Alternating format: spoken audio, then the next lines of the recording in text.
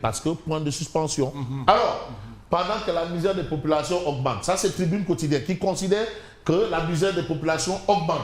Vous savez, dans la société, il faut dire les choses telles quelles. Et parfois, on a l'impression qu'il va falloir réorganiser l'homme. L'humain aussi, c'est bien beau de chercher à mettre des infrastructures et tout. Mais l'humain, attention, l'humain. Le régime de Pastef s'est endetté avec près de 10 000 milliards en seulement 18 mois de pouvoir.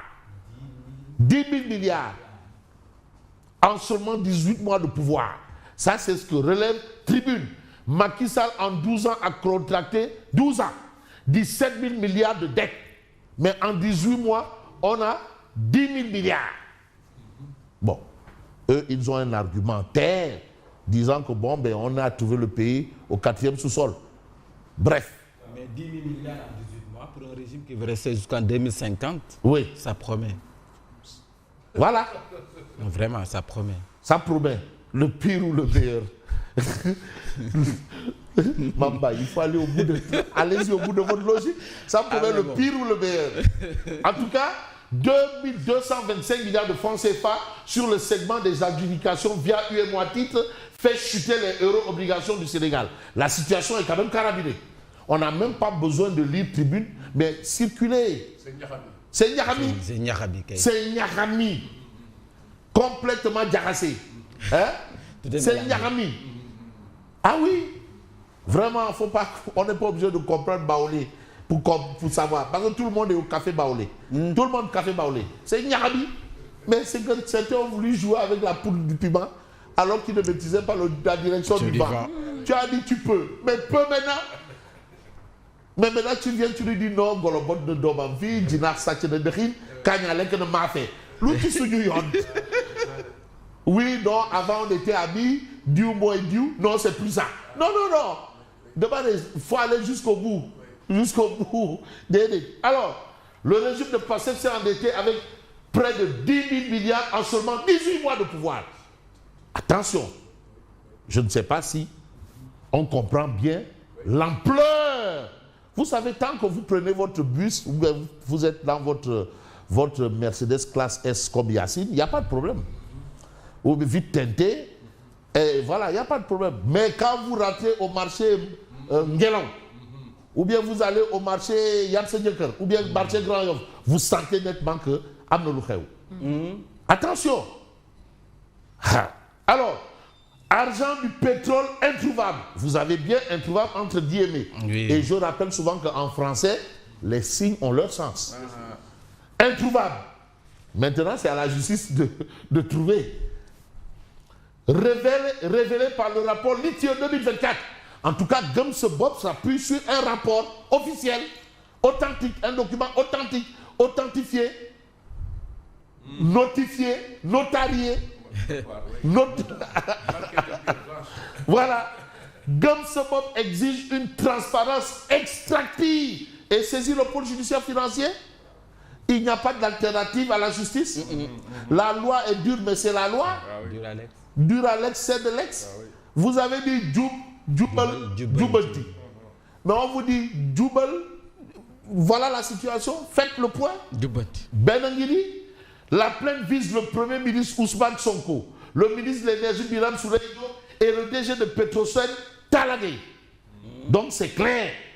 Ce n'est pas une histoire de Bibouki, Binjour, Bissamba. Ce n'est pas ça. Ce n'est pas du Berebouké Mbab.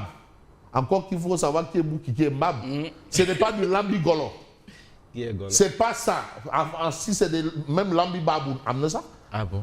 Alors, pour Gums Bob, il ne s'agit ni de procès politique, ni d'acharnement personnel, mais de l'exercice d'un droit citoyen face à des faits documentés que seule la justice est habilitée à qualifier. Tout simplement. Maintenant, il ne faut pas amener des débats du genre, oui, bon, parce que aussi parfois, hein, il faut poser des arguments lourds, solides. Mais non, mais attends. Mais c'est la lumière. On veut que la lumière soit. Mais c'est tout. Maintenant, si vous voulez nous dire que c'est une question de personne, vous passez à côté. C'est une exigence. Hein? Mais populaire. Parce qu'on a opté pour une loi qui milite en faveur de la budgétisation intégrale. Donc, à travers cette budgétisation intégrale, les citoyens doivent être à même d'avoir toutes les informations liées à la gestion du pétrole. Et le Sénégal s'était classé premier. Donc, dernièrement, en 2021. 21, oui. Pourquoi? Parce qu'il y a un débat. Donc, sur la gestion du pétrole. C'est le point 7, etc. Voilà. Il y a un débat sur la gestion du pétrole. Mais il faut un débat. Voilà. Et aujourd'hui, il y a une action au niveau de la justice pour que ce soit clair. Oui, c'est ça. Même si c'est 2 ou 3 ou 4 milliards, mais c'est beaucoup d'argent. Oui. Ça peut construire plusieurs hôpitaux et beaucoup d'écoles, même acheter des tables bas. En tout cas, Walf Quotidien revient sur la révision du procès de Sonko. Ah oui. Voilà un autre sujet. Les non-dits d'un choix risqué. C'est bien beau. Les non-dits d'un choix risqué. Ah, bon, c'est vrai, on nous dit qui ne risque rien n'a rien. Qui ne tente rien n'a rien. Le risque, c'est ça. Voilà. Voilà. Les non-dits d'un choix risqué, c'est ce qu'on a dans Walf Quotidien. Argent du pétrole introuvable. Parce que même au centime près, on doit savoir. Au centime près. L'argent du pétrole, même l'argent de l'arachide, même si Dieu c'est bon,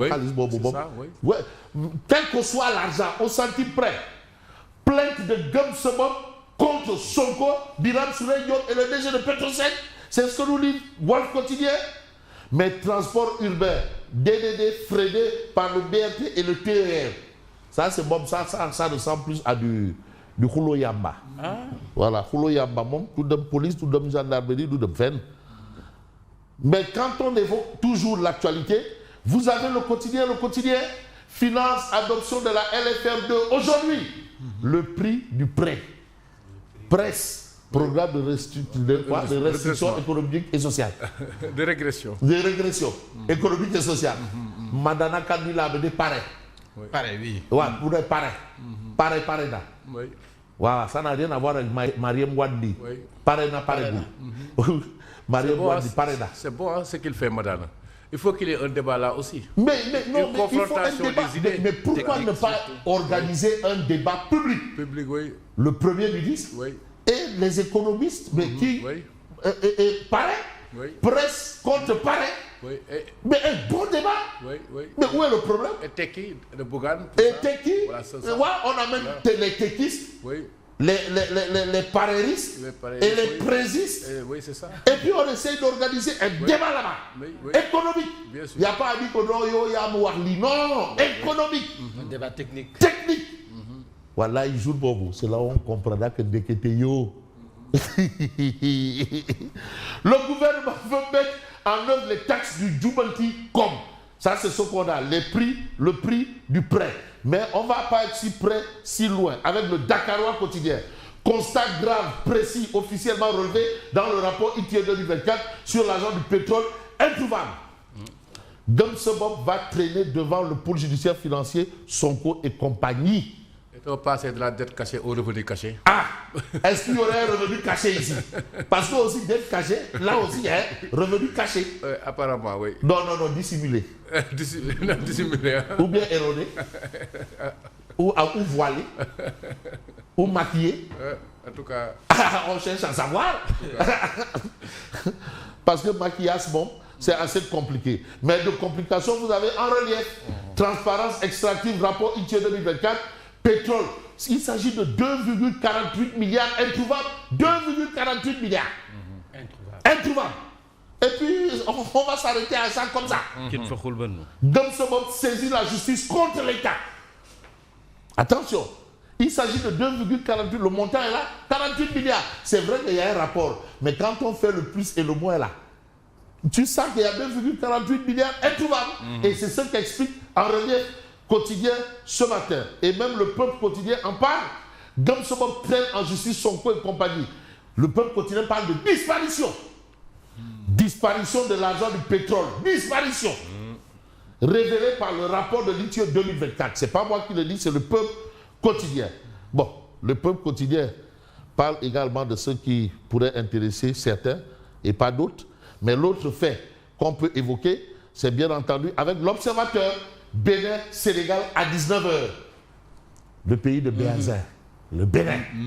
Un pays quand même qui a quand même marqué aussi l'histoire de l'Afrique. Hein. Ah oui, bien sûr. Mais attention, le Bénin a connu son alternance avant le Sénégal.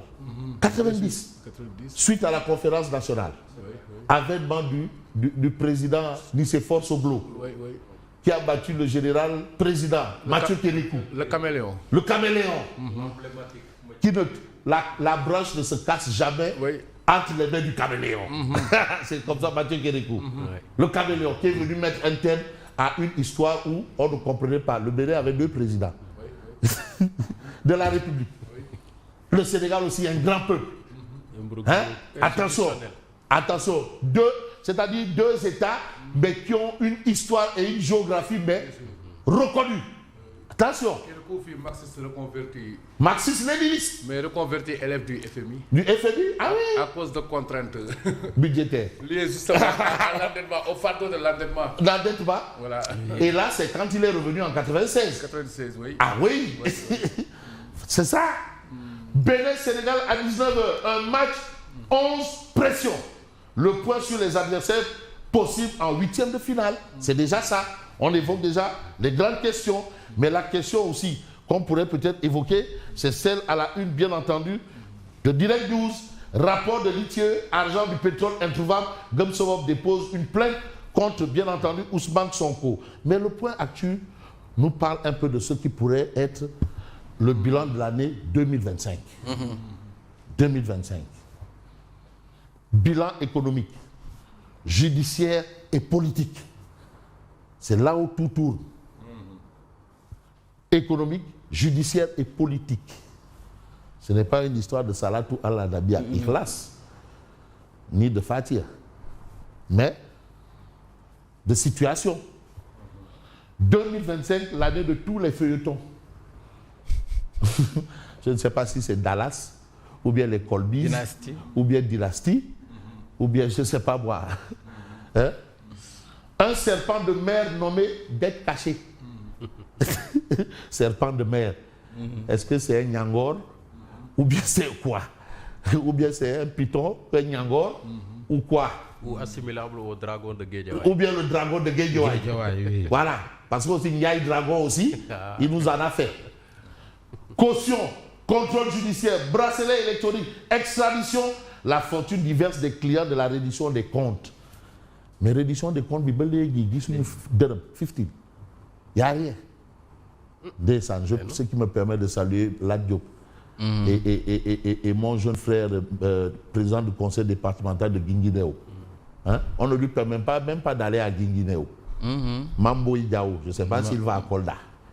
Tous ces gens-là. Ismaïla, le professeur titulaire de chaire, de classe exceptionnelle, Ismaïla Madior Fall. Il y a également le Thiessois Maodo Malick Mbaye. Maodo Malick Mbaye. Tous ces gens-là. Pas Malick Ndour. Vraiment. Finalement, cette histoire de bracelet-là. Et même, Farmagom lui dit bracelet. Mais c'est quoi ça? En tout cas, fortune diverse des clients, la reddition des comptes. Mais du duo au duel, Diomaye Sonko. Ça, c'est des faits. Mais on fait un tour à Tamba, atelier républicain à Tamba, la personne, la grande mobilisation. Et c'est en l'honneur de Dougoutigui. Hein? Bayou Mansour Kaba. Goro Tata Hadi Samake Kaba. À Tamba, la personne, la grande mobilisation. Voilà la situation où le Dougoutigui a tenu à dire vraiment il faut gagner les locales pour que Macky Sall revienne. Ça, c'est ce qu'on appelle un vrai cri de guerre. Le défi. Mais on ne va pas faire la guerre comme la guerre. On essaye de voir Odia, Ouma Diakité. Bon, il m'a dit sur Facebook qu'il est très friqué. Faux, le fiston est fauché. Attention à Facebook. Ma famille est venue exprès pour fêter les fiançailles. Donc voilà une situation où quelqu'un a dragué dans Facebook alors qu'il n'avait que dalle. Et finalement, la famille est venue, ils ont trouvé que le gars, il est dans un gueule ou un lumpel. Malheureusement, c'est ça le monde nouveau ou le nouveau monde. Merci et bonne continuation. Merci beaucoup, Lucia. À tout à l'heure et tout de suite.